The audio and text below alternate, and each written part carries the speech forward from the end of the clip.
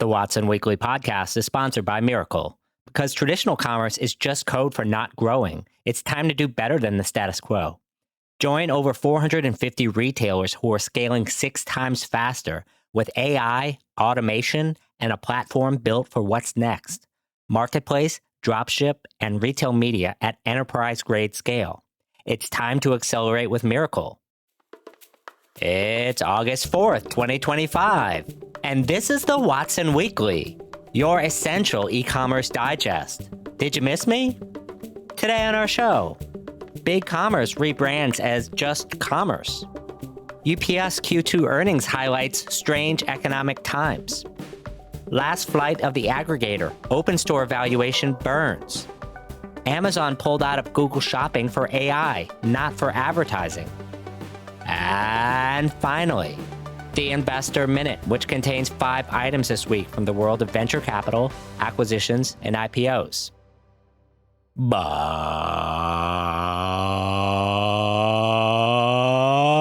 first, in our shopping cart full of news, Bigcommerce rebrands as Just Commerce, and it's agentic out the wazoo.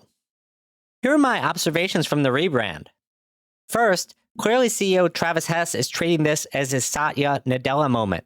It's important to seize an initiative and describe what the future will look like. This part is good. Second, commerce is maybe not the worst name he could have picked.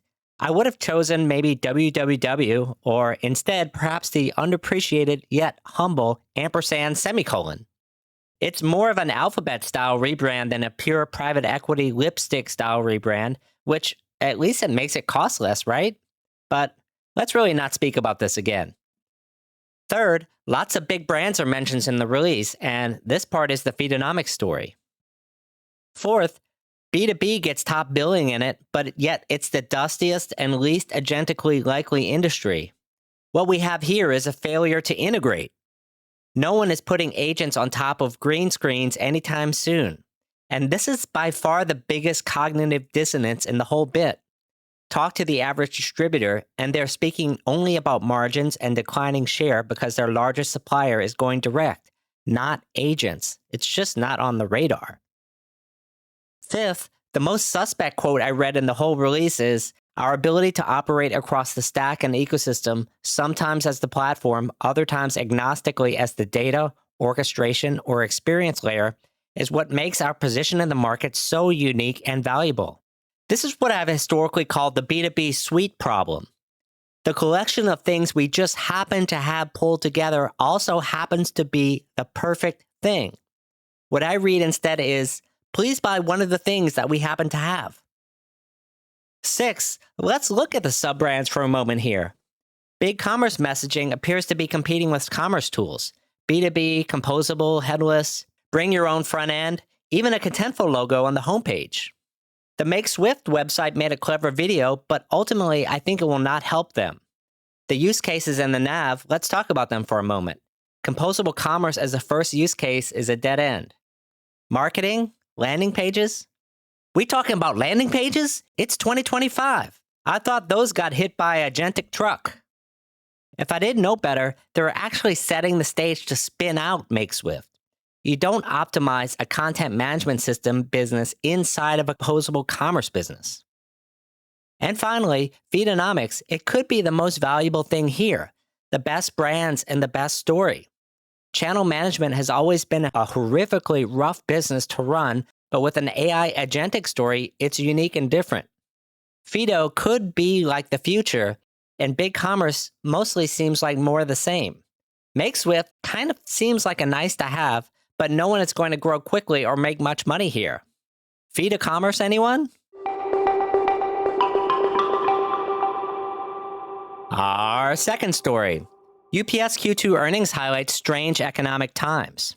The WTF economy rolls on. UPS Q2 2025 earnings highlights. The UPS earnings were the wackiest I've seen in some time. Witness these quotes from UPS CEO on the economy. Lowest consumer sentiment on record. Consumers trading down. So bad? Consumers splurging. Good or doom spending? Decreased activity in specific customer segments, particularly within small and medium-sized businesses, SMBs, and enterprise customers. So bad? The economy is resilient, so not bad. And consumers, for the first time in 3 years, spending more on discretionary items, including autos and restaurants. So good? As I said, what the fuck? On the company, only a slight decline in revenue of 0.8% year over year, despite a 7.3% decline in average daily volume. In other words, we already knew that Amazon volume wasn't profitable. Carol Tomei said a decline in volume was partially caused by macroeconomic dynamics, but Amazon glide down. But the real kicker, no forward-looking earnings guidance. In other words, UPS think it's a WTF economy too. It's not just me. Our third story. Last flight of the aggregator, OpenStore valuation burns. OpenStore, the direct-to-consumer aggregator darling, has finally crash-landed. Their valuation was cut in a recent funding round by, get this, $1 billion. Did I say $1 billion? I meant $50 million, a 95% haircut. Woof. And did I mention that when we said we would acquire more than one brand a week? Actually, only one brand in all the time was halfway worth a damn. Jack Archer. So, yes, friends, it seems like the last bits of hairball has made its way through the proverbial e-commerce cat and has been coughed up. The idea that anyone can and should acquire as many e-commerce businesses as possible is now officially dead. And only a year and a half after Thrasio and the Amazon aggregator declared bankruptcy. And so the story that capital is cheap, direct-to-consumer is great, and as a result, more direct-to-consumer should be better. Instead, we should be thinking more like, most acquisitions fail across all industries and geographies and time. And retail is hard because inventory. And our last story. Amazon pulled out of Google Shopping for AI, not for advertising. If you have the largest data catalog in the world, why would you give it to your top AI competitor? I believe that's the question that Amazon is asking itself at the moment. The performance marketing agency world is only speaking about how direct-to-consumer should now take advantage, and not much is being talked about as to why. Some are even saying silly things like, I bet Amazon just found people search there anyway. No. That would have been true 5 years ago too, and the world seems to be a little bit different now. There really can only be two plausible reasons that Amazon pulled out of Google Shopping. First, Amazon is in the process of negotiating terms to its data with Google, and expects Google to pay up handsomely. After all, it hasn't even been 2 weeks since Amazon removed access to all the bots and agents from its websites. Essentially, Amazon is going to eventually play ball with the agents, but is using this to make a point and get them favorable terms at the negotiating table. These terms could be the use of data or literally just a financial payoff. Maybe both. Second, the other explanation is that Amazon plans to compete directly with Google and others for the first AI search.